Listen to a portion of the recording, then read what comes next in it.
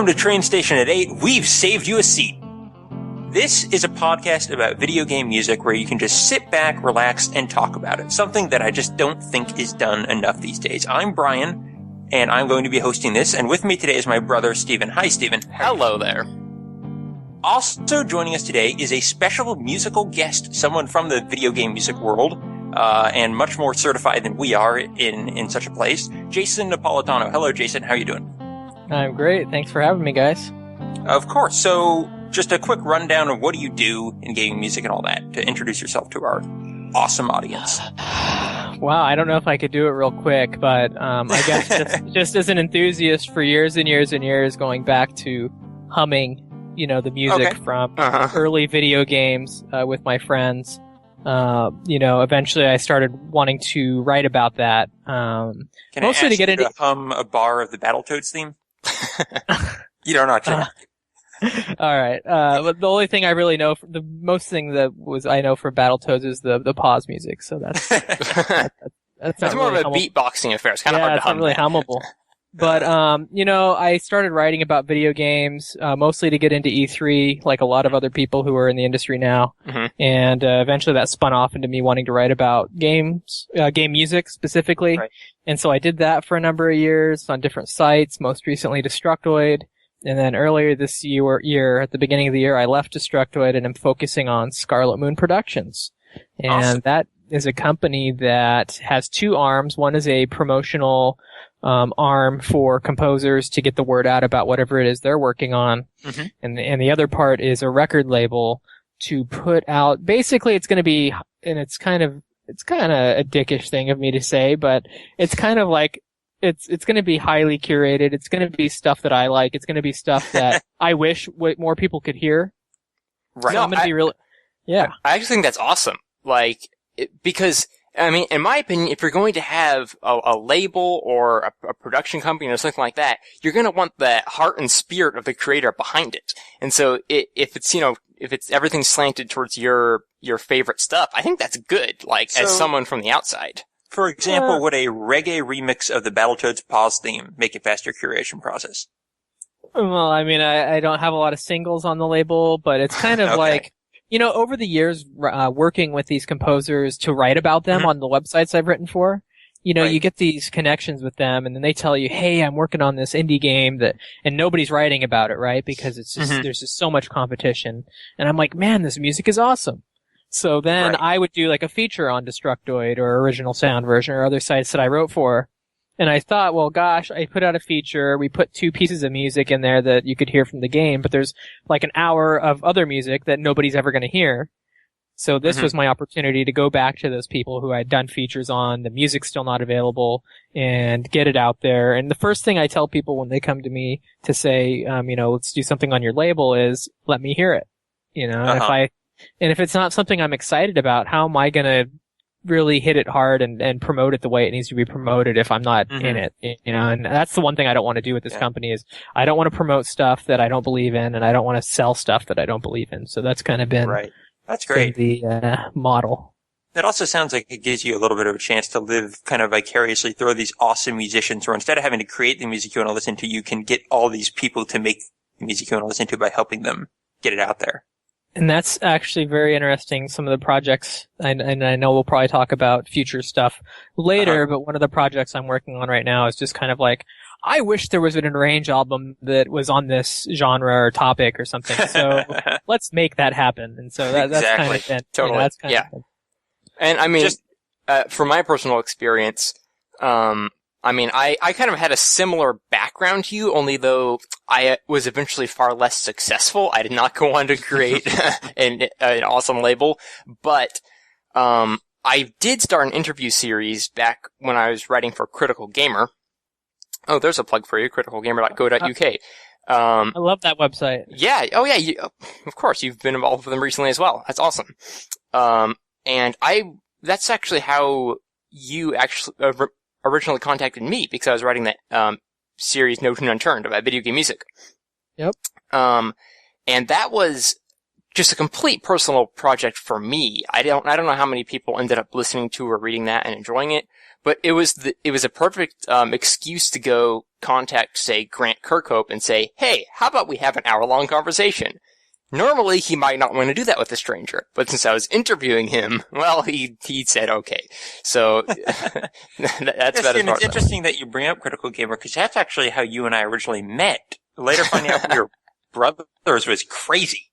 Yeah, that is an epic and upside down story from the past.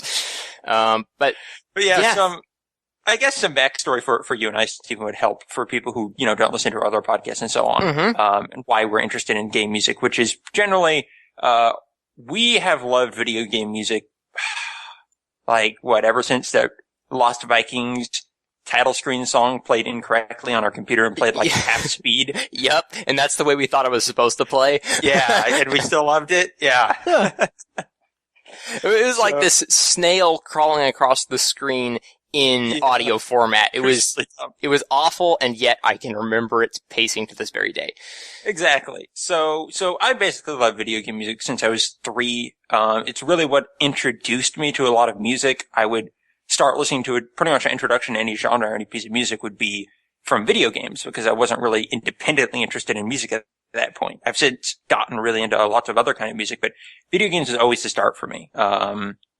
And I've never really worked in it in any professional context, but it's just been such a passion, a hobby for me for so long that it's kind of just become something I want to do more in. And honestly, I think it's kind of one of those things where no matter what we're doing, video game music somehow becomes a part of it. Right. And so we might as well make a podcast all about it. Yeah, I mean, one of the reasons I want to make this podcast is video game music is just, to me, such an underappreciated part of music, of video games. That you could make the argument for the other. Yeah. You can make the other argument too. But my point was going to be if you read a review, the music is almost always just kind of going to be an aside for a couple sentences. If you listen to a podcast talk about a video game, the music is always just going to be an aside. If they like it, they'll say, yeah, that music was really cool. And then just kind of move on. And people it's a whole soundtrack you're getting that is worth money and time and attention on its own. And it's just in addition to this entire game that's there. So that's why, as much as I don't like when they break down elements in a review where they have the score for the graphics. There were certain sites that did that, and they would have a part dedicated to music, which meant they were going to discuss music in their review. So I always really respected and sought out reviews where they took the time to mention the music. Because you look at some of the amazing games like Super Mario Galaxy, where they went and hired an orchestra to do the music, for the first time in a Mario game, and you read a bunch of reviews and they don't even mention the music. You're like, what is this? I mean, there are a lot of times where music is easily my favorite part of a game. And I've written reviews myself, and I've definitely been guilty of the same thing, so I'm not trying to blame reviewers here. It's really hard to hit your word limit and give due credit to everything, but I just think often music is the first thing to go when people talk about games. I blame reviewers, and I blame managing editors who don't make their reviews, writers include something about music. It's important in the graphics, right? It's like a huge element. There's graphics, gameplay, there's music, and there's story, and those are the kind of the pillars. And to just ignore music, it's just it's bad for sure. It's very bad. Which is why this podcast exists, partially because now there's just a place where we can just talk about music. Yeah, and I think that's what we always found ourselves doing, where we would have these half an hour long conversations about the soundtrack to Ace Combat 6, and we were realizing no one else was taking the time to do this. So why not encourage that? Think about this, though. Is there any podcast out there that just discusses video game art? Is there any podcast out there that just discusses video game gameplay? There's not, and that's one of the cool things about music is that it really exists outside of its medium in a way that none of the other elements of a game does. So I think it's so important. So that's why it's really cool to have a podcast like this.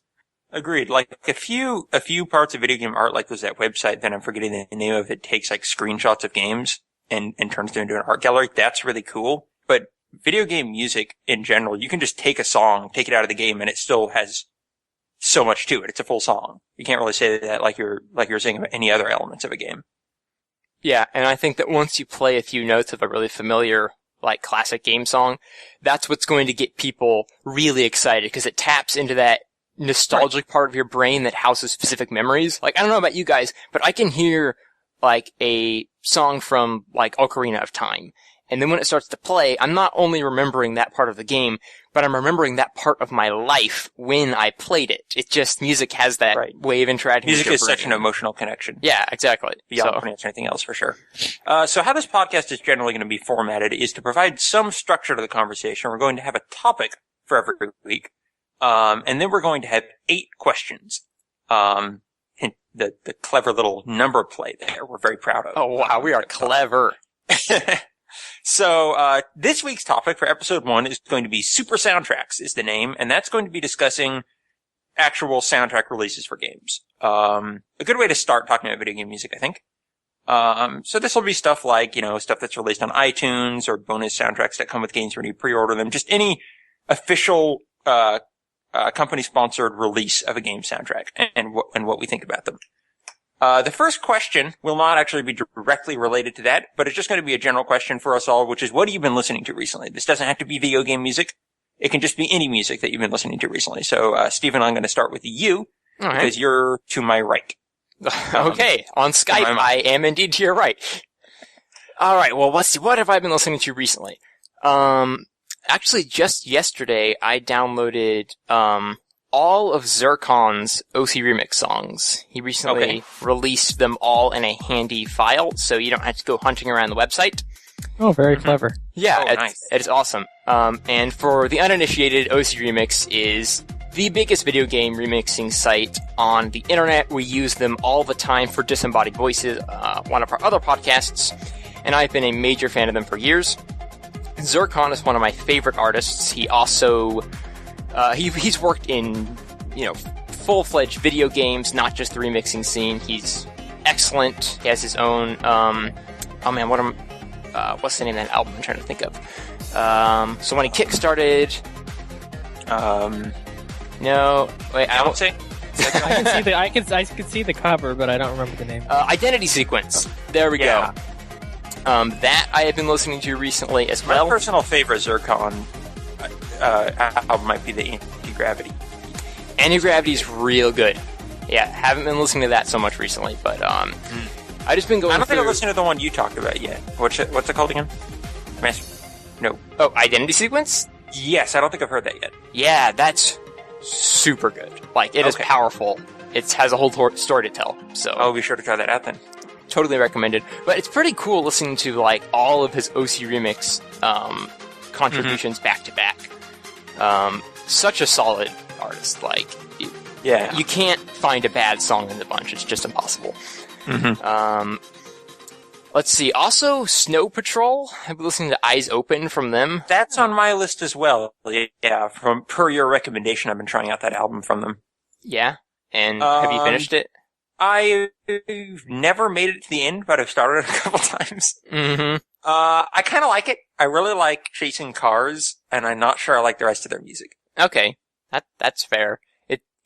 For some reason, the music on that album just gets to me. And it's beginning to get to me. Like, the tunes kind of lodge in my head, and it just resonates for some reason. Yeah, the lyrics, I haven't been able to really delve into them yet, but they just seem thematically kind of repetitious to me. Like, they're always singing the same note. Always singing the same thing. Yeah. Yeah, I guess I wouldn't really... of music like that. I wouldn't really argue that isn't the case, but I think what they're singing... You just say in spite of that, it's still good. Yeah, I appreciate it. Sure. I like the thematic elements of it. Yeah, it's good, though. They have a good atmosphere to their music and a good pacing to it, I find. Yeah. Well, luckily the next album on my list will probably be higher in your books. Okay. Which is this soundtrack called Morrowind.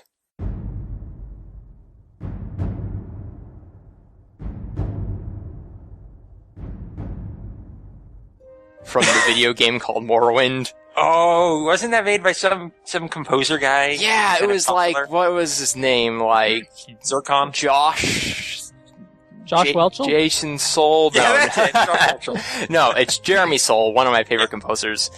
And Morrowind, I'm gonna go out on a limb and say it's my favorite video game soundtrack. I mean, it's really good. And are you enjoying Exploration 6? Yeah, they actually have names. They have full names on the album. They finally added that was really they funny. used to, But yeah, it's totally it's basically like exploration song, combat song, skip, exploration song, okay. Now we're back. I don't like the combat songs, and that's the weird thing. Mm-hmm. But that, I actually have an article about this, music to sleep to. Like, all the exploration music from that album is on my music playlist to sleep to, because it's just soothing, so great. So much atmosphere, and again, like you were saying, it recalls like the memories from when you were playing that game. Oh man! Oh yeah. Yes, I one of my most vivid video game memories of my entire life is being in the little town of Balmora, which is one of the first places you'll probably visit in Morrowind, and heading out onto a balcony in the city and looking at the sunrise and hearing the Morrowind theme song play. And, I mean, this was years ago, and I just had this sense of, this is a giant world, I can go anywhere, and I can do anything. And that song is just stuck with me. That is still my favorite version of the Elder Scrolls theme song, even though I love what Skyrim did with it. Yes, Skyrim I could tell you that that theme song is, like, my least favorite track on every Elder Scrolls album, because there's so much good music, and it's like one of those things where you know there's this fantastic soundtrack, but all people like care about is the theme, because you know, like the mainstream gamer, they care about that theme song, and you're like, oh, but come on, there's so much more. There's so much more better stuff. That is true. I totally am with you Oblivion. there. It was kind of boring, so I didn't love it in that game actually. But well, the music of Oblivion overall is almost as good as Morrowind's, but the theme song, I agree, it was a little. Or the worst thing is if you show someone the Elder Scrolls soundtrack and they say, "Oh, you're listening to Pirates of the Caribbean."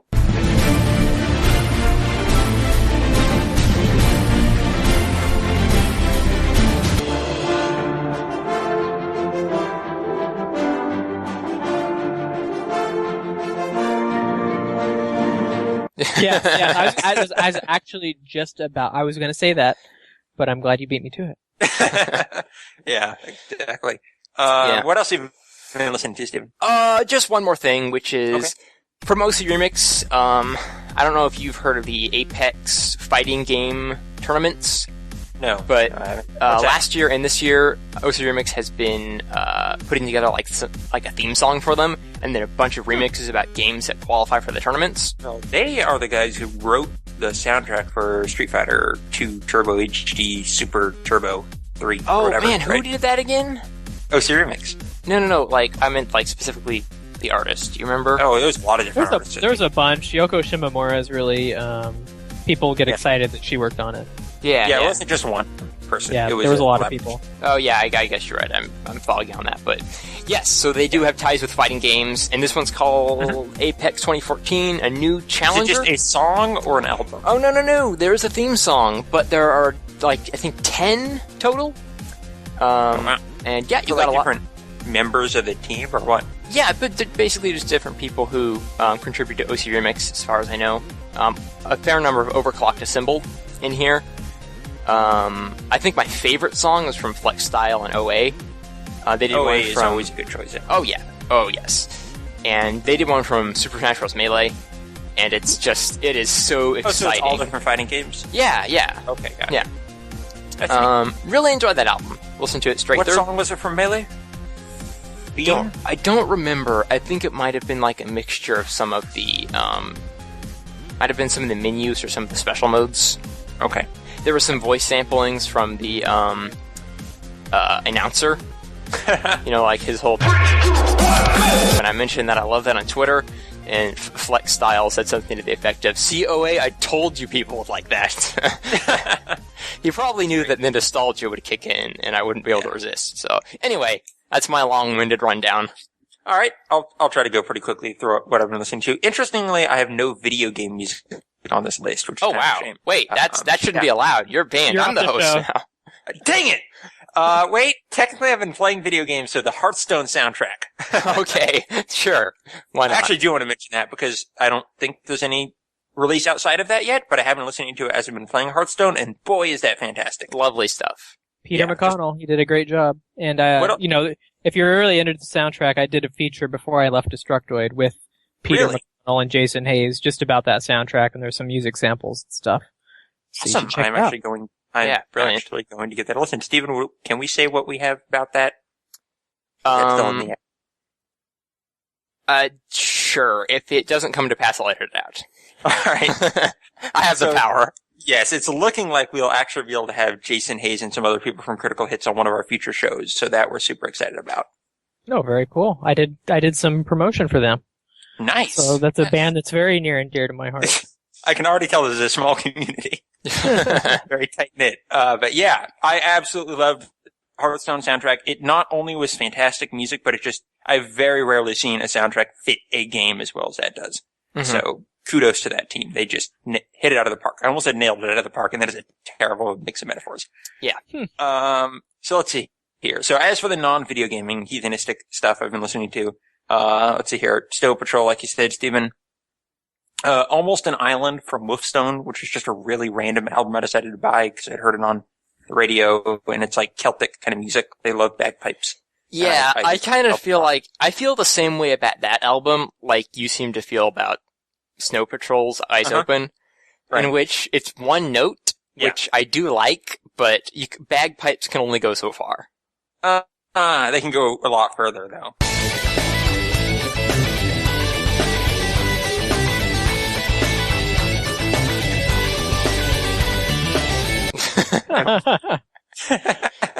I'm just a sucker for anything that sounds Celtic, so I really enjoy it. Final Fantasy IV Celtic Moon. You've heard that in the album, right? Back to the video games. But yeah, they aren't like my favorite of that style, but I enjoyed that. Rage Valley from Knife Party. This I found really cool, which is kind of dubstep electronic EP that came out recently. Have you listened to that, Stephen? I know I told you. Yeah, I listened to it once. I think I mentioned that I loved half of the songs, and I wasn't much for the other half. Mm-hmm. Yeah, about the same. But those first two songs, Centipede and Rage Valley, are just fantastic. I do like dubstep. Like it, people complain about it a lot, but I'm not gonna sit here and lie to appease the masses of intelligent musicians. I think dubstep can be pretty darn awesome, and that I'm putting my foot down. Yeah, it's true, and I think people just want to hate on whatever it is that's popular. When IDM was popular, everybody hated that. Granted, it was pretty terrible, but now everybody wants to hate on dubstep. So maybe we should be happy that video game music isn't more popular. People don't hate us. There you go. Yeah. They just don't know who we are. I've also been listening to a lot of various albums from Switchfoot, who I really enjoy. Okay, now I'm with you. Mm-hmm. Okay. And finally, I've been listening to a lot of the album that just came out, wait, I shouldn't say that because I don't know when this is going up. In February, Hydra from Within Temptation. And I've been listening to that a few times, and that is super cool. And for people who don't, what? What? No, good. I said it's good. Yes. Yeah. And for people who don't know Within Temptation, they're kind of, how would you describe them? Orchestral, symphonic, melodramatic rock. Yeah, it used to be more gothic, still sometimes are somewhat, but I really enjoy them, especially. I just threw a bunch of words out there. I hope those are right. Music. It is technically music. Yeah, definitely. But yeah, I've enjoyed that a lot. So, let's finally get through that question one. The rest will be quicker. Oh wait, shoot. Jason, what have you been listening to? Oh, well, mostly game music stuff for me, but the one non-game music thing is I've been listening to, Vince DiCola's the reissue of his Transformers the movie soundtrack that just came out from Entrada. Oh yeah? So they basically put a reissue out of his Transformers soundtrack, and they remastered some of the music. It doesn't have any of the vocal themes, which I didn't even notice until I was kind of comparing it to past releases of the soundtrack, but fantastic stuff. I don't know if you guys are familiar with Vince DiCola, but he did the Transformers movie in Rocky IV. The Transformers movie, this is the Michael Bay one, or was there another? No, this is the 1986 animated movie. Okay, because I was thinking the only Transformers music I can think of is Linkin Park stuff. No. This is way better. Good. Barely. No, it's way better. So that's one thing. I've been listening to a lot of the stuff I've been promoting, which has been Alexander Brandon's Just Fun, which was just kickstarted. And I'm not sure by the time this comes out, the Kickstarter might still be going on for that project, but it's called Just Fun. And then I've been listening to on that. Some other people. Oh man, it's got Vert, it's got Zircon, it's got Danny B. You could probably just stop there. I'll buy it.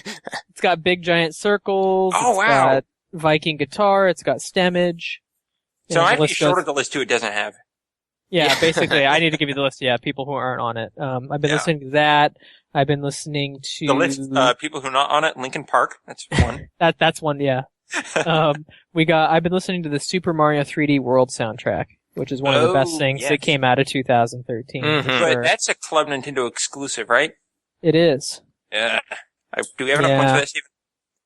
Do we what? It's a Club Nintendo Japan exclusive. Oh, how did you get it? I have people in Japan. Shoot. Yeah, I was really hoping that they'd make an exception and bring it over to America at least, but yeah. They're mean to us. And was fantastic. But yeah, I basically had to pitch in for my friend to buy the game in Japan so that he could use his points to buy the soundtrack for me. Nice. So I basically helped him buy the game so that I could get my hands on the soundtrack. Very cool. That's awesome. And then the last thing is I usually almost constant rotation. I still listen to Nier Piano Collections and the Transfiguration album by the Altered Beasts, which are the two guitarists from One Ups. So wait, Nier, do you mean the game Nier, Nier? Yes. Like the JRPG? Because I have the normal soundtrack for that. Is there another soundtrack for piano compilations of that music? Yeah, they have 3 CDs for that release. There's the soundtrack, really? There's the 15 Nightmares and Arrangements album, and then there's Piano Collections Nier. Oh wow, that sounds fantastic. And I listen to the Piano Collections pretty much on a daily basis. But that's one of my favorite soundtracks of all time, by the way. Yep. And so I've been listening to Dragoon 3, which is going to be Dragon Guard 3 here. I've been listening to that soundtrack, which is done by the same team. So, yeah, that's cool. That's fantastic. Yeah, Nier. I only have the main soundtrack release of that, but it is beautiful stuff. I've never even played the game, but it's this is an interesting thing, and I might be the only person who does this, but I actually went back and played Nier solely because I love the soundtrack so much. I've thought about it. I have thought about it. I was like, how is this music how is it in the game? Where did it come from? Because I'm loving it so much outside. How does it fit within the game? Yeah, that's totally how I was introduced to Mighty Switch Force. Was just listening to the soundtrack from one of those bundles and then playing the game because of it. Well, I've done it tons of times. There's so many games I've gone back and just played because I love the soundtrack so much. So, yeah, that's because I listen to a lot of soundtracks for games that I don't play. Yeah. I don't have time to play games anymore. I'm too busy listening to music. I totally get that. Funny thing that when you play a game, normally you're also listening to music. Yeah, but you know how it is. Sometimes you gotta grind and level up, and you're listening to the same song for 50 hours. So. Yeah. All right. So you've been listening to anything else, or is that about the extent of it? That's pretty much it. I don't listen to a lot outside of game music. When I do, it's usually 90s alternative metal. I have the new Alice in Chains album that came out that I've been listening to on and off, and it just kind of depends on who's around and what I'll play. Because sometimes I don't want to bother people with really intense game music stuff if they're over. Not everyone has that acquired taste.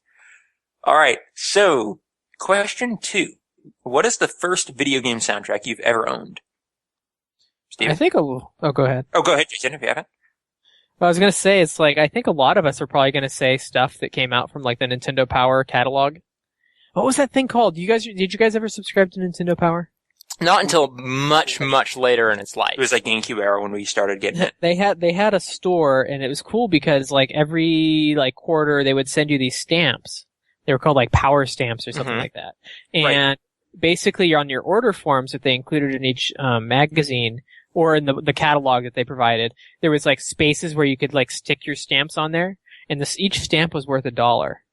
So you'd have a friend who had a subscription, and they, their parents wouldn't let them order from the catalog, so they'd give you their stamps, and you'd be slapping all these stamps on there, and they had the Donkey Kong Country soundtrack on there. They had Ocarina of Time. So Ocarina of Time was probably the first soundtrack I ever owned for that reason. And that was kind of a promotional thing. And then everybody gets those soundtracks that come with your games. But the first soundtracks I actually went out and bought, at a store online, was it had to have been Final Fantasy IV and Secret of Mana. Those were the two that I had to have. And it actually inspired me to start buying game music instead of pirating it. at the time when I was like 15 years old. Mm-hmm. And actually had to give somebody cash so that they could use their credit card to buy online for me. Right. Yeah, that is very cool. I mean, I really didn't start listening attentively to video game music until quite a bit after that era. And so I've kind of had to go back and try to scrounge up that stuff. But at this point, Nintendo Power is dead, sadly, and is not going to go out and send me cool promos anymore. So I kind of missed that boat. That's a cool story, actually, when you start talking about, like, how did you become aware of game music? And, like, this is so funny because I had no idea, like, there was the promotional releases from Nintendo Power and stuff, but, like, none of us had any idea before the internet that all this music was coming out in Japan, right? Now you go on VGMDB and you can see that they've been releasing game music since the 80s. But, like, I was on AOL and a friend of mine turned me on to like the whole listserv thing where you go, they said email you a list and people have like music and stuff. Some guy, I don't know why he had it on his listserv, but it was like the Final Fantasy IV Celtic Moon album that I mentioned earlier. And I was like, what the hell? Like, how is there Celtic remixes of game music? People make remixes of game music? And that's actually, it was through piracy that I actually found out that game music was routinely released on CD in Japan, and that they were taking game music and arranging it in new ways that people would actually find, listenable, back in those days. So I thought that was really kind of cool. I know, it was such like a Wild West thing at that time period, where it's like, now I sometimes catch myself wishing that more games would have official soundtrack releases now, but back then, like, people didn't even know game music was a thing. Like, maybe they heard it in the background on their kids' TV or something. But it was such like a magical thing to have your hands on just the game music, completely detached from the game, at least to me. Yeah, I mean, it was a collector's item. Yeah. Definitely. It was something that wasn't the norm. Yeah, absolutely. I mean, I think that it depends what you count as an actual soundtrack release, because the first CD that I owned, that I put into a CD player and listened to as a soundtrack, I'm fairly certain was Sonic CD. Because I had the PC the red book disc. audio on. Yeah, I basically just, popped it straight in. And the thing that blew me away was it had the Japanese soundtrack on the disc. Wow, that's cool. I didn't realize that. And I had no idea that there was a Japanese soundtrack of Sonic CD at that point. I was just like... You're like, what the hell is this music? Yeah, I was skipping through it. It's like this whole... Is there a whole second game I haven't gotten to? Back catalog of this freakishly awesome, like, hyper alternate universe. And, like, you listen to Stardust Speedway.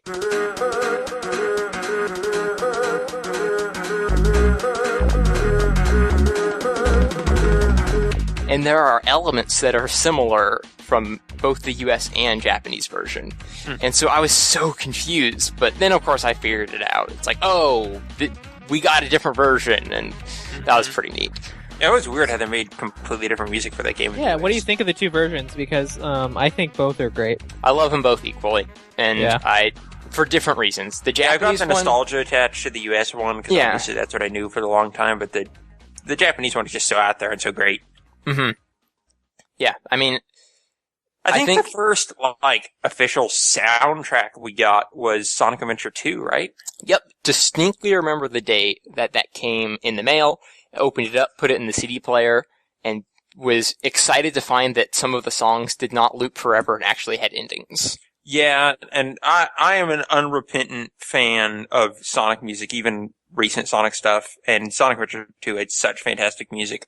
That's the one with Escape from the City, right? Yes! Yes, Okay. It is. So, I actually, love that song. I loved early Sonic music. I really don't like all the kind of cheesy rock stuff, but Okay. I will listen to Escape from the City every day.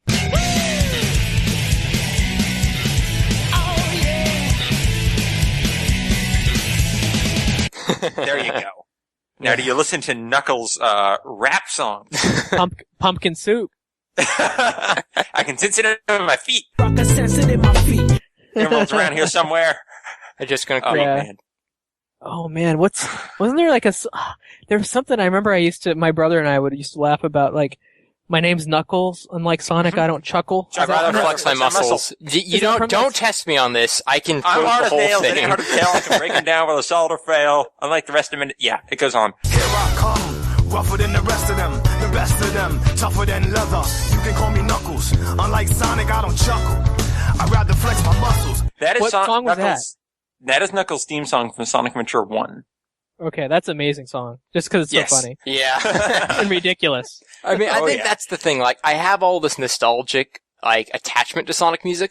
I also believe that a lot of it is extremely well made and a higher quality than a lot of rock-esque music in video games. But it's that unpredictable silliness that I think keeps me going back to it over and over again. Because you never know what the heck the next soundtrack is going to sound like. Like, you look at Sonic and the Secret Rings, and they decided that this sort of Arabian Nights hip-hop fusion would be awesome.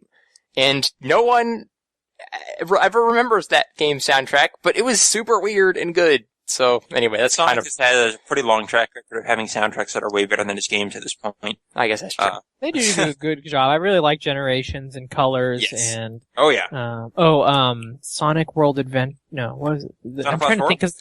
Sonic Unleashed was the American title. US name. World Adventure, yep, there you go. Yeah, World Adventure. That was my soundtrack of the year that year. And, that was fantastic. I don't know if you know the Spagonia area, but the Spagonia night track is just, it just blows my mind how amazing that piece of music is.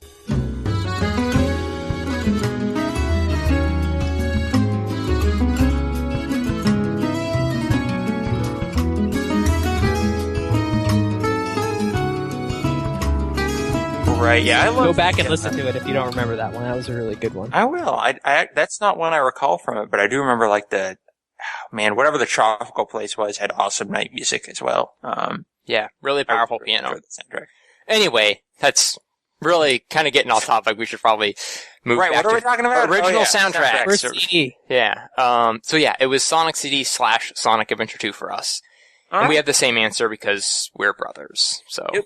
So question 3, where do you go to find soundtracks? For example, for me, I normally go to iTunes, first. If I can't find it there, I'll see if I can buy it on Amazon. And then I remember using PlayAsia a couple times to get imports. But like, where do you all, what are your sources for soundtracks? Steven, I assume yours are similar. Mine are very similar. I think the reason I usually pick iTunes is I think for a while Sega was only releasing their soundtracks on iTunes, and I really like keeping up with those. But I also have a bunch of gift certificates, so that's handy. Yep. And Jason, what about you? I hate iTunes. Okay. But I have to use it because I have an iPod, so that's unfortunate. But I'm still one of those guys. I really want the physical thing. I like the collector's kind of idea. When I want to buy game music, I go to CDjapan. And it's an import site like PlayAsia, but I get really confused on PlayAsia sometimes because they carry different products from different regions, and it just gets confusing. And CDjapan carries a lot of J-pop, figurines, and like other stuff. I mean, I think I bought like a Elmo bento for my kid while I was buying like game music, so they came in the same package. So it's kind of like cool. But yeah, I pretty much exclusively use CDjapan. I love the store. And it's been around a really long time, and their customer service is really good too. Nice. Yeah. Can you easily pay for it with like dollars and so on, or do you need any currency? Yeah, it's all in dollars. And cool. well, I mean the prices are listed in yen, but then it shows the dollar amount next to it. And shipping is usually, if you want to do like this 4 to 6 week shipping, it's like $6. And you know, you could get the first press editions of stuff, which sometimes will include bonuses from the manufacturer, but then also they throw in bonuses sometimes. So like, I bought this, it's called Nintendo Famicom Music, which was basically like a anniversary re-release of, every so often, every few years, they re-release like, early Nintendo soundtracks, like the Famicom games. And so they did that at the end of last year. And, I bought that, and basically the external bonus was a file folder, which are really popular in Japan. Like these little, I don't know if you do like a plastic sleeve that you put your papers in and stuff. But it has the covers of all the like early Famicom games from Nintendo all over this thing. Cool. And it's just really cool. Like, I don't know what I'm going to do with it because I don't need a file folder, but, Maybe I'll save it for my son to use when he goes to school. Frame it. Yeah, I could easily do that. So, yeah. I really should give CDjapan a closer look. I always chicken out on imports because every time I really want an album, I find out that it's just a little more than I'm willing to pay, and so I don't import it, and then I'm just sad. That's generally, it's like Japan CD prices. That's the standard price is like $30, and if it's something like 2-disc or special edition, it's going to be 40 or whatever plus. And it's just the unfortunate reality. Like you're going to pay that you're going to pay the equivalent of what the dollar to yen ratio is. I mean, they're fair. Yeah. But it's cdjapan.co.jp.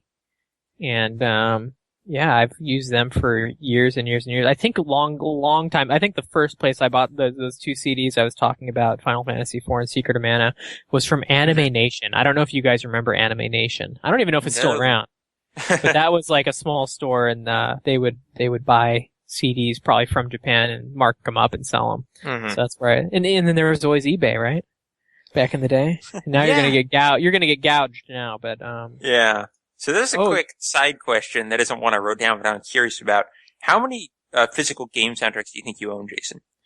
So that's actually, I have the answer for you. I was nice. thinking about that. I was thinking about that because I talked about collecting CDs instead of And I have to say that, I've gotten a lot of CDs over the years because I've written about game music.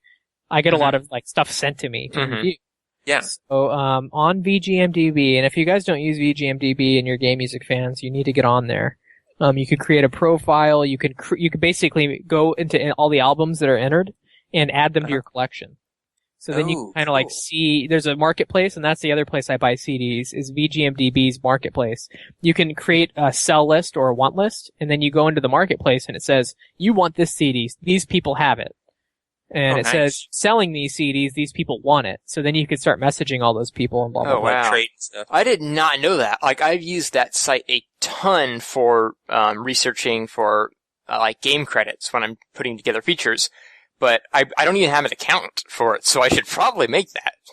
I could not do my job without this website. I love this website. I'm on it every day, watching to see what people are adding to the database. That's kind of like, it's kind of sad, and that's kind of why I want to get into this business, is the game, like Square Enix, for example, has a record label, but they're not going to tell you, they're not going to put out an announcement that they're making this new cool album. You're going to find out about it because they released a sampler that they didn't tell anybody about, and there's a track on it that nobody knew about that is from the new Secret of Mana game, and you're like, well, why didn't you guys like announce that you're doing that? And they're like, So anyway, looking at my CD in VGMDB, which I have to admit isn't completely up to date and includes digital stuff, it says 887 albums. Or sorry, 787 albums. Okay. So the average video game fan. Yeah, only a few. That's only a few. Just a couple. I mean, I only have like, there's these IKEA bookshelves that are like 10 feet tall, and they're like a media shelf. And you could buy 4 of them, and you get these glass doors on them. So I have one whole full one, and it's just blown up out of there. So there's like CDs tucked in every like cabinet drawer of the house. Oh man, now I suddenly want to sneak into your house when you least expect it. Oh, it's one. It's a cool like showpiece, right? People come over and stuff, and if they're into games or anything, I could say, "Hey, come check this out." Yeah, that's cool. Oh my gosh! So I mean, I've just never committed to the idea of keeping physical CDs around. I mean, games, yeah. We have a big shelf for that, but I don't know. It's always just been... Music is like one medium where like, I can keep this totally digital. I have to save space somewhere. So I decided to make that cut. Kind of the same with me. But a collection of that sounds awesome. So and I have a good pile of game music vinyl too. Oh, that's awesome. I probably have a good like 25 vinyl releases for video game stuff too. So, that is very cool.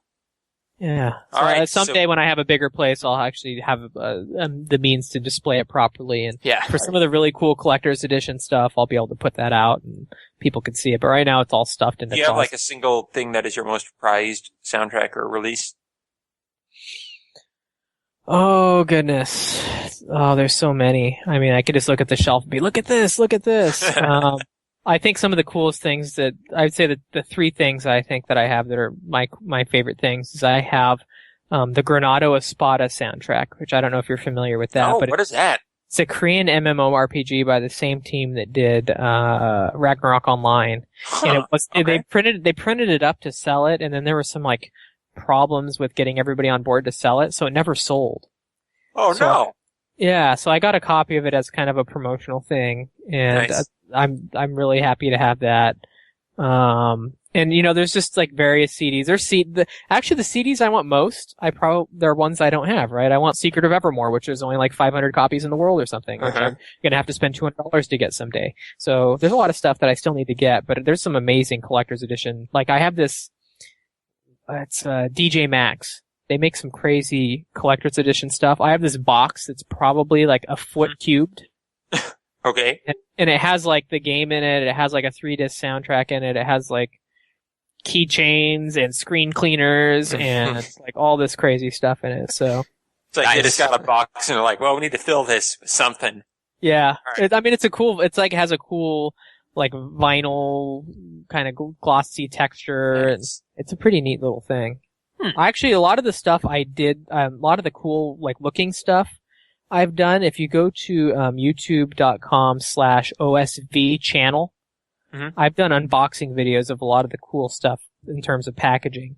Oh, So cool. a lot of the stuff I was like most excited about packaging wise is up on that channel. So if anybody ever wants to see it, it's there. That is great. Yeah, I'm definitely going to look at that. This is just fascinating. I didn't realize you were such a collector until this very moment. So yeah, we could have just like made a whole like episode about the actual collecting aspect of this as There far you as go. I'm concerned. In 2 years, if you haven't used that as a topic already, we'll come back in 2 years after you guys. Yeah, once we start to catch up a little bit. Give me You 2 guys- years to get a collection. All right. 2 years, you guys are going to be too big for me. You're going to be like, well, sorry, we got Jason who? What? we got Uematsu on the program. Sorry, we don't have to say that. Matsu, what is your collection like? Okay, so question number 4. What are soundtrack releases you wish were out there but aren't? And I guess this is like, well, are we going to count like Japanese soundtracks that we don't have access to easily? Can't count those. Okay. No. Which Well, means probably all of my choices are not going to be valid. probably so. You know what I was going to say earlier today was Ace Combat Assault Horizon. That's out there, totally. Is Wait, it? Assault Horizon? Is Oh, it? wait. Because all the other Ace Combat songs, you can like get them digitally That's on like like Copyright iTunes. You can Zero. buy them. They had US releases, but not Assault Horizon. And so I said, well, I better make sure before I bring this topic. And it turns out there was a promotional, Where do I see it? Yeah. Carly came with a pre-order that is for sale, apparently. I found it for sale on Amazon, so apparently you can get a hold of that. So, there goes my choice. Looks like it was included in the collector's edition that you had to pay like $130 or $150 for. And then the guy on Amazon's probably selling you, took the promotional soundtrack out of it and is selling it to you separately. Oh, yeah, you're probably right. Because it looks like the other way to get it, there was another, it was like that looks like the only way to get it was in various different kinds of, whether you bought the PS3 or the Xbox 360, there were different versions. So I would still totally count that. Like, I wish that had a normal full release, because that game doesn't really interest me as a game, but I have heard samples of the music, and it's pretty radical. So, Is it the same composer as the old stuff? I don't know. It has a very different style. I don't know if it's the same composer. Because that guy's awesome. It's got a bunch of people. It's got, let's see, Hiroshi Okubo, who's the guy who does a lot of the, Ridge Racer stuff. Mhm. It's got Ryo Hamamoto, who does a lot of the, Soul Calibur stuff. It's got Norihiko Hibino, the guy who did, and his team, the guys who did, they did a lot of Metal Gear stuff. And Keiki Kobayashi, that name looks so familiar. I want to say Panzer Dragoon, but no. Tekken, Katamari Damacy, Ridge Racer, Soul Calibur. So, yeah, it looks like, different people, Did you say Junichi Nakatsuru? Is he on it? No, I don't see him here. Okay, because I think he was one of the main guys through a lot of Ace Combat 5 and 6 and then through Soul Calibur. But yeah. Has there ever been an official Animal Crossing release, like the original Animal Crossing? I think so. Let me look. I see, now that I have VGMD, I just love VGMDB. Oh, yeah. If there's one thing people listening to the podcast need to, coming to game music, it's that you can literally go and just spend hours and hours and hours on VGMDB looking up and wishing you had these CDs. So they have Animal Crossing City Folk 2009. It doesn't look like there's a whole lot of Animal Crossing music out there. Animal Crossing CD, KK Choice mix. It was a CD thing that was included and remixes from the original Animal Crossing on GameCube. Oh, nice. Yeah. OC Remix was going to do a whole album about KK, but that kind of got canceled, so they just sort of released this half-finished version. And it's this tantalizing what-if scenario. But yeah, I would love for Nintendo to go back and release some kind of compilation of the entire Animal Crossing series. Now that, it's so popular now. Yeah.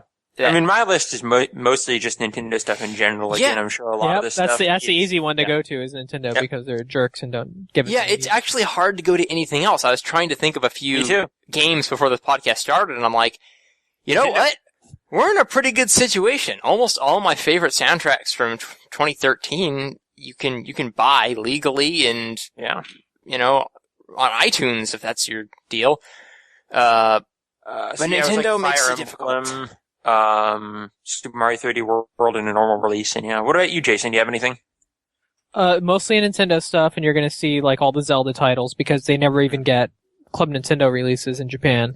But I guess what you really have to do is think about, well, what games have composers I like worked on that I know the soundtrack isn't out there. So like one that's come to mind recently, and again, this kind of ties into like what I'm doing with my record label, right? So Saturday Morning RPG soundtrack by Vince DiCola was one that I would have said, but now I put it out on the label because I really wanted it out there. Yeah. And the one I have coming out, by the time this podcast is up, it'll be released because it comes out next week. But it's called Monarch Heroes of a New Age. It's a Korean MMO soundtrack. It's a big orchestral fantasy score, really melodic, and then there's an arrangement album that goes with that. So I really wanted to see that out there, and now it's happening. But in terms of, and a lot of the other stuff is stuff I'm seeking out to try to release, right? So I don't know if you guys are fans of Akira Yamaoka. I don't know the name. What has he done? Silent Hill. He's the Silent Hill guy. Okay, no, I haven't heard much of his stuff. He worked on a game called, it was a downloadable game called Sign Mora. Right. It was a shooter. Yes. Really weird game, but the music for that game was really amazing, and usually all his music gets released. He's a Grasshopper manufacturer. It seems really easy to get the music out there, but for whatever reason, it's not out there. So, but yeah, I think the biggest ones at the top of the list is probably a lot of the Zelda stuff that's never seen the light of day. And I think it's easy if you have, I don't know if you guys ever say, well, gosh, there's no soundtrack, so I'm going to go download the game rip. That's the kind of, you could just go look through your list and see what game rips do I have in my collection, and then that's kind of the easy way to say, gosh, I wish there was a soundtrack release. An easy one that comes to mind is I don't think there was a soundtrack release. Shining the Holy Ark for Sega Saturn, which was Motoi Sakuraba, which was an amazing soundtrack that unfortunately never got released. There was like an arrange album that they put out, but never the original. And then Beyond the Beyond was a PlayStation RPG. It was actually one of the first RPGs on the system, and it never got a real soundtrack release either. So those are a couple of the ones where I know I have game rips on my playlist because there's just no soundtrack for them. A nice patch I found for Zelda stuff, which isn't exactly the same as having the original, but I've really enjoyed the work Zelda Reorchestrated has done. Yeah, especially with Twilight Symphony, that they went all out on that. You don't even really need a full release for a Twilight Princess soundtrack because they did such a good job with that. It's true. And I just wish that it was, that things had gone differently and that it had been out there in a more wide availability, but what can you do? I know. That kind of a sad ending to that story, but man, they did good work while they were around. Yep. Alrighty here, so that covers question 4, so now we're on to question 5. Is that what comes after 4? Soundtracks. No, that actually is 7, but I'm mixing things up. What do you think about soundtracks as part of special promotions, pre-orders, deluxe editions, lotteries, rodeo prizes, etc.? We kind of touched on that a little bit. I have pretty strong feelings about this, actually. Okay, go. So it's like, a lot of these like promo things that we get, it's like a partial soundtrack, right? And so I guess I feel I shouldn't be upset about it, right? I shouldn't be upset that we're getting something at least, but I mean, come on, this is the age of the internet. Like, throw it up on iTunes, throw it up on Bandcamp, throw it up anywhere, and you just have the files. Very little. Yeah, there's very little work. The company is just like, they own the music and they're like, well, we're going to make $1,000 on this, so it's not worth having somebody do it.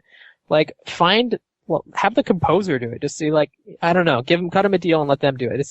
And the thing about when you put the music in with the game is that some people feel that devalues the music. Mm-hmm. That you're saying that, oh, well, it's not really worth anything, so, here, have it for free. And then there's other people on the other side of that their philosophy is, well, if I paid for the game, why don't I have access to be able to listen to the music? Like, not necessarily like a separate physical CD, but maybe the game should have a directory on or a download code for you to get the music, because I already paid for the game. I should be able to access the music to it. Mm-hmm. So there's kind of like every end of the spectrum. And then it creates a rarity and people jack the prices up on it. And so, I mean, if a game is going to say, pre-order this and you'll get the soundtrack or most of the soundtrack, that's going to be exciting to me. I'm going to be tempted to pre-order just because I want the music of this excellent game. But that's only because I know I'll never be able to get it anywhere else. And if I don't get it now, I may never be able to get it. And that's definitely not the ideal. I mean, as far as promotions go, it's the thing's going to tempt me to buy your game, I suppose, but I don't want that to happen if it excludes everyone else getting to listen to it as well. Well, I like the way kind of Steam does it, which is you can buy a bundle and get the soundtrack with it, or you can at any time buy that soundtrack separately. Oh yeah, that's fine. Yeah, well, they're kind of they're trying to changing what they're doing, I guess, apparently, because they're launching Steam Music. Oh yeah, I've heard about that. So I think it's actually going to work differently, because we were trying to get the Saturday Morning RPG in with Saturday Morning RPG on Steam, but I think there's something going on with the Steam Music thing. Interesting. Mm-hmm. Yeah, but, Steam Music somehow made buying soundtracks for games through a digital format completely widespread. That would be actually really cool. Yeah, but what drives me nuts again is this, where there's the complete version in Japan or whatever, but then they put out a little promo CD here that has 4 tracks or even a CD's worth of stuff, and then you're like, well, damn it! The Atlas does this all the time, by the way.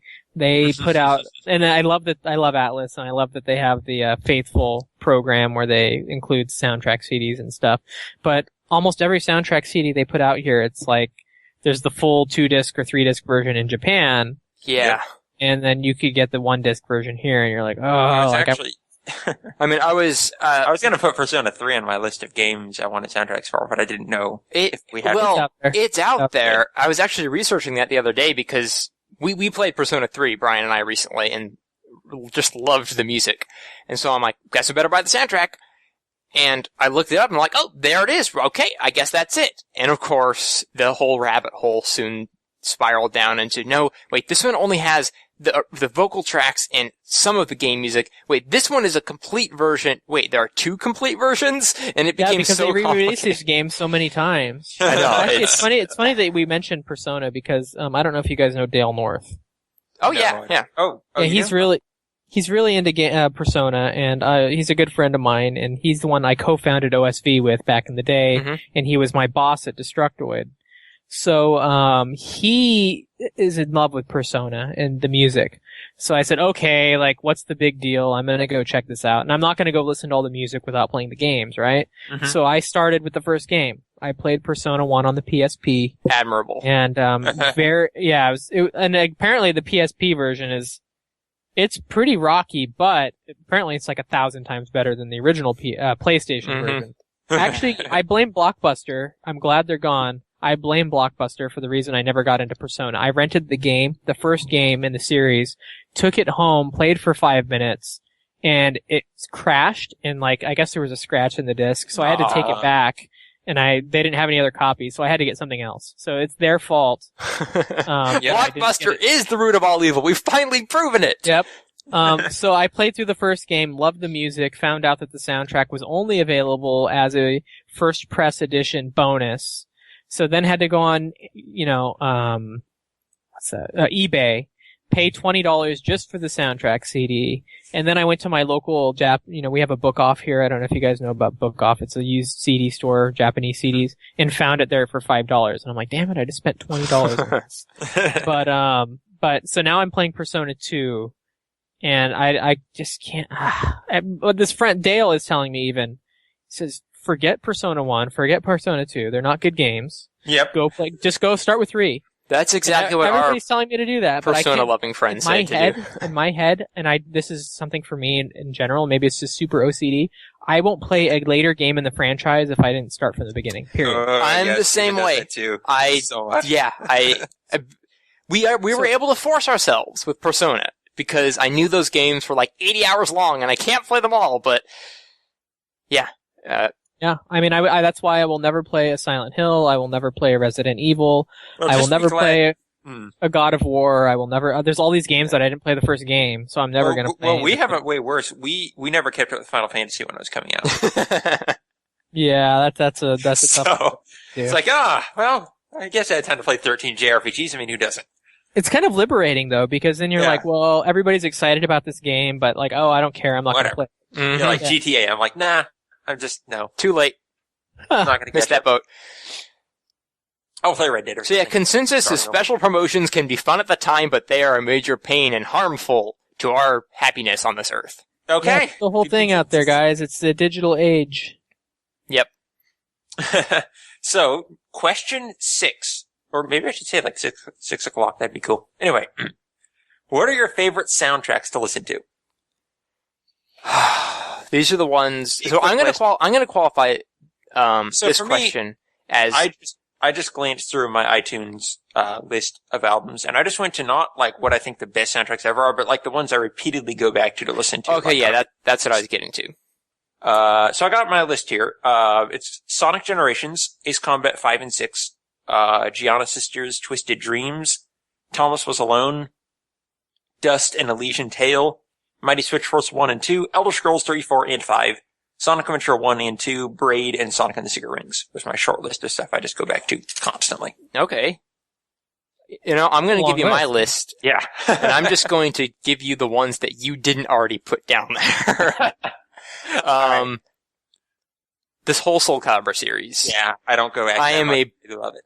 big Soul Calibur music fan. More than I like the games, actually. I own all the soundtracks. Soul Calibur 2, there was that windmill track from Soul Calibur 2. Yep. Yeah. I love that track. It's Guided beautiful. by Wind, I think it's called. Yeah, that one actually kind of reminds me of Super Mario Galaxy a little bit, if you really listen to it. It's so good.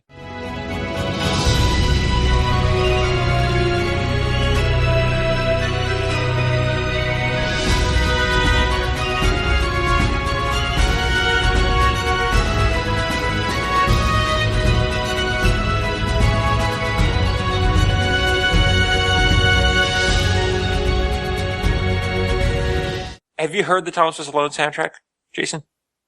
No. Oh man, yeah, definitely.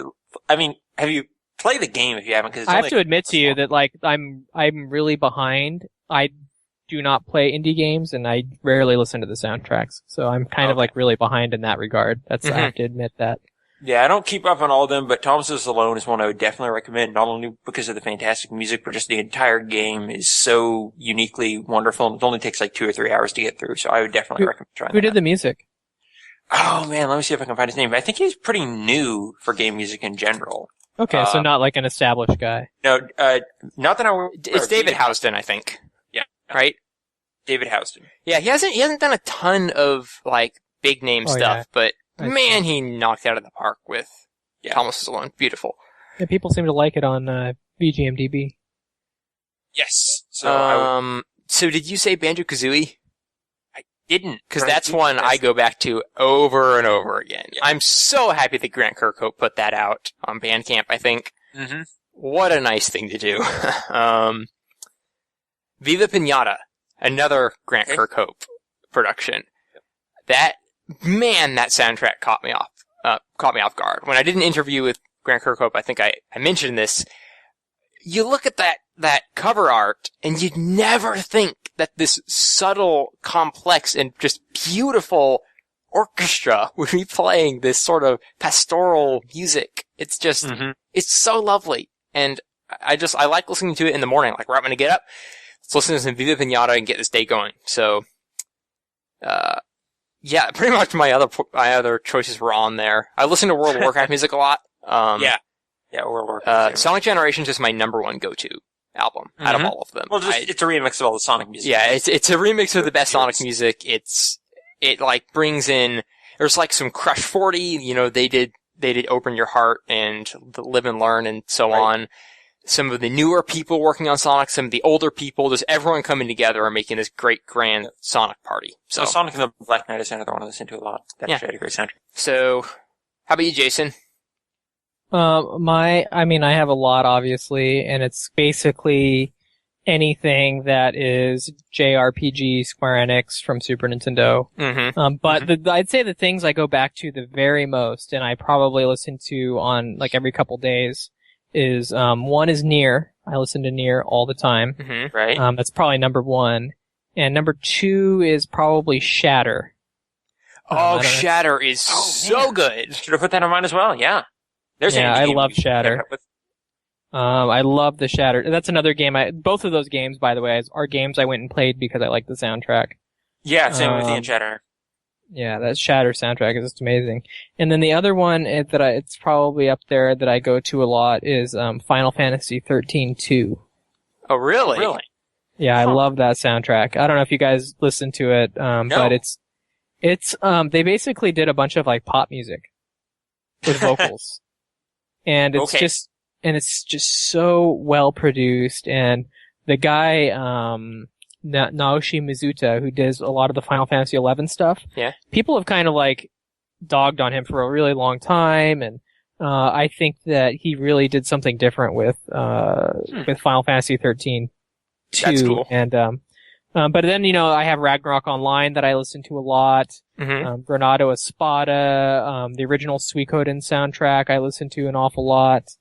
And then again, like Chrono Trigger, Final Fantasy IV, Final Fantasy VI, Secret of Mana. I listen to those a lot. So those are probably my go-tos for regularly listening during the day and stuff. That's awesome. Yeah, a lot of those JRPGs, especially the older ones, Chrono Trigger, Final Fantasy, I feel like I always tell myself I need to play these games all the way through before I listen to the soundtrack, because I'll play them eventually, right? But I never get around to playing them, or I get tired of them halfway through. I can't get into them, so I don't listen to the soundtracks. So everyone the best thing about the soundtracks is when you listen to the track and you're looking at the track title, and then it's like, main character's name dies is the track title, and you're like, oh. Yeah, exactly. That's one of the main reasons I'm not listening to them. But I feel like maybe I should just bite the bullet and just enjoy the music, because I'm never going to play these games if I'm going to be realistic with myself. So it's true, right? Do you have a favorite JRPG soundtrack, Jason? Well, it'd be like Nier, right? Maybe the favorite. Yeah, does that count? I mean, I don't know. I feel like when we say JRPG, I feel like let's say 16-bit era. I feel like the age. Yeah, I feel like the age of JRPGs is like gone.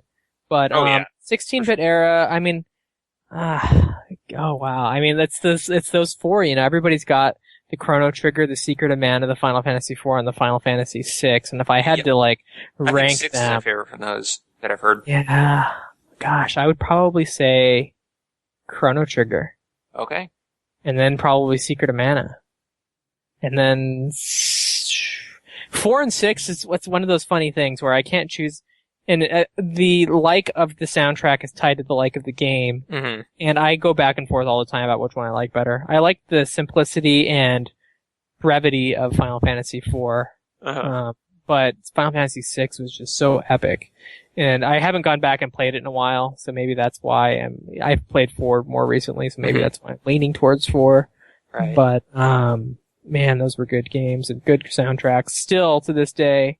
And if you are a fan of the Final Fantasy VI soundtrack, and you haven't checked it out, you need to check out Zircon. He produced the album. He directed the album, the Final Fantasy VI Balance and Ruin album. It's just, and a lot of people said negative things about it. I thought it was fantastic. One of the best arranged albums of last year for sure. And there were a lot of great arranged albums last year.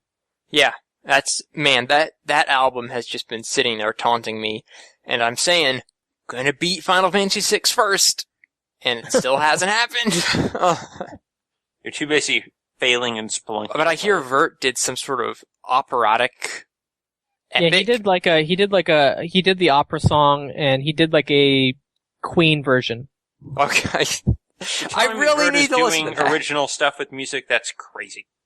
Yeah, It never goes out of the box. Oh man, there's just so many good. I mean, I could just go on about the tracks on that album, but I mean, there's like a crazy, really great acoustic guitar version of Kids Run Through the City Corner, which is the town theme.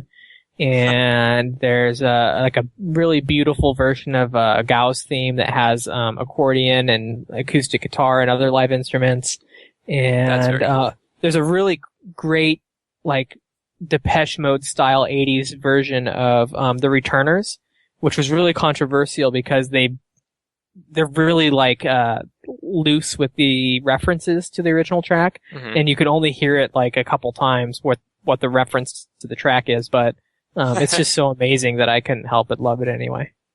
That's very cool. Yeah. Well, that is a lot of soundtracks. Yes, and so those are just our go-to soundtracks. Now for us to read off our complete libraries. Okay. All right, I'll start. A through Z, please. Number 1 of 700. Yeah, everyone just at the same time. Aquaria, Anna. Wait, I have Anna soundtrack? No, that's weird. Tyrion. VGMDB lists an album with a quote first, because I guess that's a special character. Yeah, I don't know why I think just listing this by. Oh, it's doing it by artist. Okay. Alrighty, so moving on to question 7, which is, what is the last soundtrack you bought? Ooh, that's a good question. I think for me it's Ace Combat Assault Horizon, which was about an hour ago. Wait, you bought that? Yeah. Oh, okay. I really wanted it. Okay. It's like, it's like, damn it, you just bought that for your birthday. I actually once inadvertently spoiled a birthday present Stephen had for me in the middle of a podcast. Oh, yeah. I got pretty frustrated by that. I independently started looking at this thing on Amazon and saying, "Hey, Steven, look at this cool figurine. We should totally buy this. Let's buy this," in the middle of recording a podcast. I'm like, no, look at the other one. Look at the Murloc figurine. No. That's really funny. Well, and this very Christmas, Brian and I literally bought each other the exact same World of Warcraft visual guide. Yeah, same book. We just opened each other's gifts and had the exact same item. So that's awesome. It happens. I have 2 sitting right next to my chair right now. So, Brian, what was the last album you purchased? Technically, the last album I paid money to get and put in my iTunes library is Magica, but that's just because it came with a bundle. Uh-huh. So I don't really count that. The last one I specifically paid money to get was Sonic Lost World. Okay, yeah. So yes. I'm trying to think of what the last thing I bought was, and geez. Probably Carnivortex. I have no idea what that is. That is the debut album by the Lonely Rolling Stars, which is a new game music cover band founded by Stemage of Metal. And so he had this band that they debuted at MagFest. And you guys need to go to MagFest if you're into game music, by the way. I don't know if you do go to MagFest. But you don't know about MagFest? I've never been. I've heard of it. Okay, yeah, it's just amazing. And so they played there. They have remixes of Katamari Damacy, which is what their name is derived from, and Mario Kart Double Dash Rainbow Road. It's a fantastic band. You need to check them out. It's nifty. Called Lonely Rolling Stars, and it's all run together as one word. Gotcha. Where does MagFest take place and when? It is at the beginning of every year, and it is in a city called National Harbor, Maryland, which is a fake city that was built to host conventions. That's awesome. Yeah, it's just basically like 4 square blocks of high-end stores, restaurants, and then a huge hotel. It's called the Gaylord National Hotel. It's a hotel and convention center, and that's where they have it. That's cool. MagFest is the sort of thing where every once in a while Twitter starts going crazy, and I just have to tune out because I'm like, I'm not going, so just shut up. Right, my current first goal is to make it to BlizzCon, and then the second goal will be MagFest. I'm telling you. No, I mean, if you're really a hardcore World of Warcraft fan, which it sounds like you guys are, I've been to both. Okay. And there's no comparison. Like, MagFest is a party, BlizzCon is like... I mean, BlizzCon is like the thing that Blizzard puts together. MagFest is built from pure music passion, right? I mean... Yeah. Like fans compared to a company putting an event on. Yeah, and you guys are where? We are in Houston, Texas. Like, spend your money, go to MagFest. Yeah, I will see. I'll So the seriously only thing consider we're it. close to is QuakeCon, and I don't even like any id games, so... Hey, I played Dishonored at QuakeCon, so it's fine by me. That's a Bethesda game, though. You know that Critical Hit did their first live performance at BlizzCon this past year. Yeah, we watched it on the live stream. Yeah, I got the virtual ticket and saw that. That was cool. And man, I saw that Jason Hayes had apparently cut his hair since I saw that incredible haircut he had on the Critical Hit page. So disappointed. Yeah. He did. And I don't know if you heard at the beginning of the performance, but when they first came out on stage, nobody knew who they were. And I was in the audience. I said, "Critical Hit, yeah!" I've got to go back and look for that. It's a shame that people don't know who Jason Hayes is. Did the people at least recognize him? I mean, if any crowd should. I don't know. I mean, I'm pretty sure the audio director, Russell Brower, probably introduced him pretty early on. Yeah. Oh, man, Russell Brower. I don't know. I don't know if people recognize composers, really.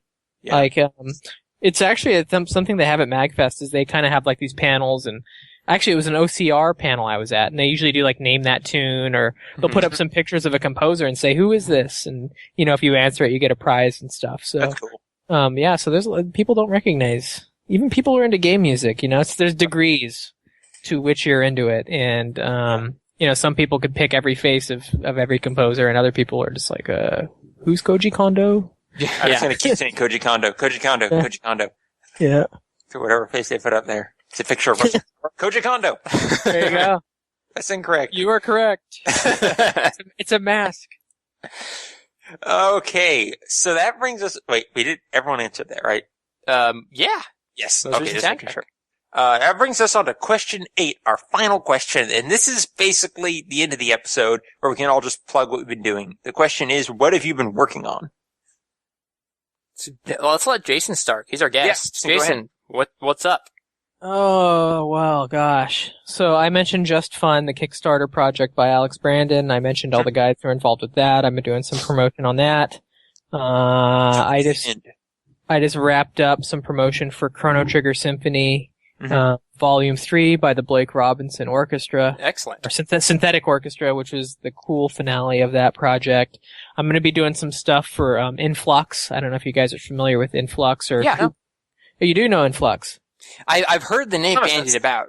Yeah, so Koopa Soundworks released this album last year called World 1-2. Mm-hmm. It brought together a bunch of chiptune artists, Japanese composers, American composers, game music cover bands, and they basically dug up the guy who did the original Ninja Gaiden and Tecmo Bowl music, and he's kind of responsible for finding Manami Matsumae, who did the original Mega Man, and she's doing Shovel Knight. Yeah. But they did this cool collaboration album that I was fortunately able to work on last year, and this is kind of like the follow-up. It's a collaboration album where you got like the guy who did Ninja Gaiden with Stemage doing like a track together. Wow. Or you got like Vert doing a track with somebody else. And there's basically just a bunch of like... You got Koji Kondo with Russell Brower. Yeah, I mean, that's on the album. So gonna work on that, and then in terms of the record label... we just had our first 2 releases out at MagFest actually, and then digitally. Oh, wow. One was a soundtrack by Dale North called Dragon Fantasy Book 2, which was Yes, I've heard of that. Yeah, it's kind of like it's kind of the return to that classic JRPG sound, which I've missed for so long, and he really nailed it. I was actually kind of surprised because it's really not what I would associate his style with. Mm-hmm. He's a singer-songwriter, so I associate him with like pop music. But he did a great job on that soundtrack, and that was something I wanted to get out there. Then we had Saturday Morning RPG, which I talked about earlier, Vince DiCola, power synths, metal. There's even like a cool 80s like metal track on the album called No Risk, No Glory, that's on there. And that album also has a remix, one by Stemage and CJeff, and another one by Vert. And Vert does a 16-bit FM synthesis version of the battle theme from the game, and it's just amazing. That's cool. So that's Saturday Morning RPG, and then I have the Korean MMO coming out, and then now I'm starting to put together plans for upcoming albums. And so, stay tuned at scarletmoonrecords.com, and there's some really, I think, like I said, I alluded to it earlier, it's kind of a range of projects that I'd like to see made. There's a couple things I have in the works that are really exciting. So where can you buy the albums you put out? Is it just on your website? Do you guys go through iTunes or Bandcamp or what? They're on iTunes, they're on Amazon MP3, they're on Bandcamp, they're on Louder. And to tell you real quick, Bandcamp is the only place where you can get physical versions of all the CDs. Oh. Okay. And then vinyls? No, they're CDs. Not yet? Okay, that's the next step. I know. Is Bandcamp also like the highest percentage to the original artists, or where's the best deal for you all there? Because doesn't iTunes take a percentage and so on? iTunes takes a huge percentage. Right. And they're probably the worst. Yes. And then you know, Amazon's up there. Basically, the bigger it is, the more they can take your money. So, well, because they're giving you all that promotion, basically, or that's their... Or not, really. It's just, there's a bajillion things on there, and you're never going to get the time of day. Depends on, the perspective you look at it. I'm sure their perspective is we're being... You know, I actually really like Louder. Louder. Really? That's the one I never use. Louder.fm. It's a new platform. And what's really cool about it is that it has you've probably seen the game music bundles. It's tied into that. You can bundle your own music together. So for example, this Korean MMO I have coming out that has the original soundtrack and an arranged album, you're going to be able to buy the two together at a lower price on, Louder. Or like, for example, we released, we had a Christmas single from Saturday Morning RPG that we released, separately, and that's bundled with it on Louder. And then the cool thing about Louder is that the bundle function is okay there for you to do it for your own stuff. But if they do game music bundle, it's easy for them just to tag your album and put it into game music bundle and get it out to more people that way too. Yeah. Nice. I've actually been messing around with Louder. It sounds like Louder is really created by musicians who know what people like independent musicians are wanting from that sort of platform. Well, the main thing about Louder too is that they have all the connections with the publishers. So if I want to make a range album and I want to do it right and I want to pay royalties to Square Enix or Nintendo or whoever it is, they know how to take care of all that stuff, and it just comes out. So you can kind of do things right, do things legally. It's kind of I think it's that time where we need to grow up and start paying our dues if we're going to start selling this stuff and making money off of it. So it's always it's kind of been like the companies don't care because we're not making too much money, but I think it's time for us to. And for those who are trying to go to louder with an e.com, it is louder without an e, like Tumblr.fm. Yes. So LOUDR.fm. I always try to type .com, but it's actually .fm. You can donate more. It's just like Bandcamp in that way. Sometimes the stuff's bundled at different price ranges and stuff. So it's a cool platform and it's growing. And I'm hoping at some point that I can sell my physical stuff on there because then I'll. So I see on their front page here they have Chrono Trigger Symphony Volume 3. That's the one you worked on? Yeah, I did some promotion for that. Cool. And really cool project, and I was just, I'd been working at Destructoid, and we had done a lot of articles about Volume 1 and Volume 2. So, and I'd kind of been a fan, so getting the chance to launch my company, and then Volume 3 came out, and getting to work on it and contribute to more people hearing about it was just really a cool thing to be able to do. That's awesome. I mean, gosh, it's like one of my favorite soundtracks, right? So now I'm like, to do some talk about Chrono Trigger music, awesome. That story reminds me of Brett Elston, how he started, just watching DuckTales and listening to Mega Man music. And now he's working as a community manager at Capcom. And he's the one who pushed through that, OC Remix Capcom collaboration album, which was excellent. So. Man, DuckTales, my only, wish is that, Vert had sung the main theme himself. He put vocals in it and he just sang it. That would have been great. That would have been brilliant. Oh my gosh. Or he could have got Dale North to sing it. Yeah, why not? Yeah, that'd be awesome. A pop ballad version. So that Synthetic Orchestra, I forgot about this, had done Banjo-Kazooie as well. Yes. So I need to pick that up. Good gosh, Banjo-Kazooie is perfect for an orchestra. Yeah. Yeah, it's good stuff. Right. So is that all you've been doing, Jayson? Yeah, for the most part. I mean, there's always ideas, and there's probably things I'm gonna be like, oh yeah, crap, I am working on that, but it's just. Well, if you did miss anything, are there any social media portals that people can follow you on? Yeah, so I'll tell you, the Scarlet Moon Productions is the company. It's scarletmoonproductions.com. And on that page, you have 3 links. One goes to the PR company, which listeners probably aren't interested in. One goes to the record label, where you'll definitely want to go and check out the releases we have coming out from Scarlet Moon Records. The third is the Scarlet Moon Productions blog. And that is a channel where, 1, I talk about clients that I'm working with. 2, I talk about albums we have coming out from Scarlet Moon Records, and I'll put, special insights into whatever album it is that we were working on. So there's posts on there about Dragon Fantasy Book 2 and Saturday Morning RPG. But the third thing I do on there, and the reason why you guys might want to check it out, is I still love game music, and I don't want to just write about stuff I'm working on. So I'm still writing reviews of game music, and I'm still doing interviews with game composers. And I have some really cool interviews coming up with some artists that I think people are really going to care about. And then the reviews, I basically Dragon Dragoon 3 I talked about, and some other stuff. So it's basically going to be a channel for me to still express my interests, but kind of do it in a smaller way than I was before. It's Scarlet Moon LLC is the Twitter name. That's also linked from the website. So you can get to everything from the website. We launched a SoundCloud account, too. So, you can hear a sample from the Korean MMO thing that's coming out. And, we're going to be on YouTube soon. So a lot to look forward to. Excellent. Yeah, that's very cool.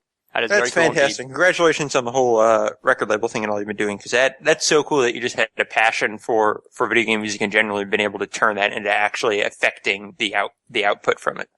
Yeah, and thank you guys. I'm really excited about this show, and I think there's a room for a lot of more talking about game music. So thanks for giving me the opportunity. I'm really honored to be the first or one of the first guests. And, again, maybe in 2 years, maybe I'll be big enough and that you guys will still, maybe you could bump, one of the big name composers for me, because that's who you're going to have on the show by then. Yeah, I don't know. Can you get along with Russell Brower? Oh, yeah. I don't, he's a pretty laid back guy. He can get along with anyone. All right. He's a great guy. And have you ever heard of it? People in the industry call him, Theoden King because of his beard. Yes. Oh my gosh. He's one of my favorite personalities in game music. He's so humble and kind and interesting whenever you see him speak, and he's just great. So. Yep. Big fan of Russell Brower. Yes. If we ever get him on the show, I think we're just going to shut down the show because we've hit the peak. So we're just going to release that episode every week. Yep. But anyway, yeah, totally our honor to have you on here, Jayson. It was, yes. I mean, you know way more about this stuff than we do. So it's kind of weird that we're the hosts, but okay. But anyway, Brian, what are we working on these days? Are we working on anything? Well, obviously we're working on Train Station 8. What the heck is that? Now. That's a podcast about video game music. You can check it out in case you want to hear it. In case you jumped to the end of the episode and just didn't hear everything before. It's a podcast about video game music. We're in a relaxed format. We just take someone or some people from the video game scene and ask them a series of 8 questions and just discuss them. As you just heard.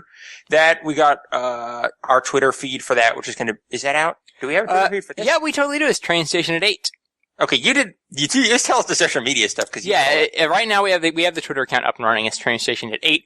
You can also go to the Train Station at 8, mini page. It's not a full website yet because we're actually under the new label that just recently came out. Well, I guess you'd call it a label, more of a network called Whales Are Whales.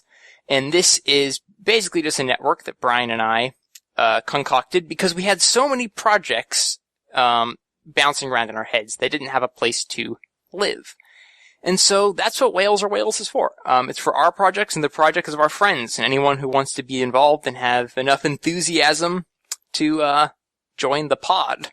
Right, exactly. So this has been in work for a few months. So it's basically just going to be a network of different shows that we either, much like a record label, stuff we find interesting, we're going to put the publicity into. Right now we've got 3 things it's launching with. It's Disembodied Voices, which is our weekly video game podcast that is just extremely weird. And just, us and 2 friends talking about whatever we want, and doing, audio dramas and just different stuff we find fun to do and loosely based on video games. We've got Train Station 8, of course, which is this. And then we've got Horror Cam, which is a YouTube show from one of the members of Disembodied Voices that is not either Stephen or I, where he plays through horror games and is looking for a horror game that can actually scare him, because he doesn't think those games are really ever scary. So he started that out with Outlast. So he should start uploading those around now as well. Yeah, and the kind of the pitch that I enjoy from that show is most YouTube, face cam horror shows are about the people playing just screaming their heads off the whole time. But in Cameron's show, No, that's my favorite part, is that his name is Cameron, hence the name that yes, of course. But in Cameron's show, nothing makes him flinch. Like, that flinching is like the best you get. And so It's sort of this one day he will crack, and I hope I'm there to see it.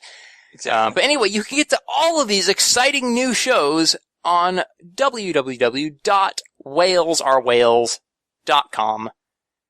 Right. So go check it out. You can read about us and stuff. It's a new thing we're trying out. So, Yep. Yeah. So we'll probably have more shows and stuff coming in the future. But for now, that's what we got going on. You can also, of course, see us at Disembodied Voices. Stephen and I will both be there pretty much every week. Every week. For the last 3 years. We're crazy like that. This show, in case we never said, is going to be, bi-weekly are we going for? Every 2 weeks for now. Yes. So every other week we'll have one out. So that should cover it. That section won't be long every time, because we're not going to be launching a whole podcast network every week. Yes. But You should try that. Dude, it's been taking us like half a year to get this one going. It takes us a week to get the logo figured out. Turns out, Wales. It's a good logo. So that's it. Thanks for joining us, Jason. Thank you guys again. I really appreciate it. Yeah. Stephen, thank you for joining me and not bailing out at the last second. No problem. I had tons of fun. All right, and I did as well. So see you all in a couple of weeks. And oh shoot, I need to tag you. Get out of your seat. Yes, we'll work on that tagline. Give us the seat back. Or we're departing. Whatever. Bye. Thanks for listening.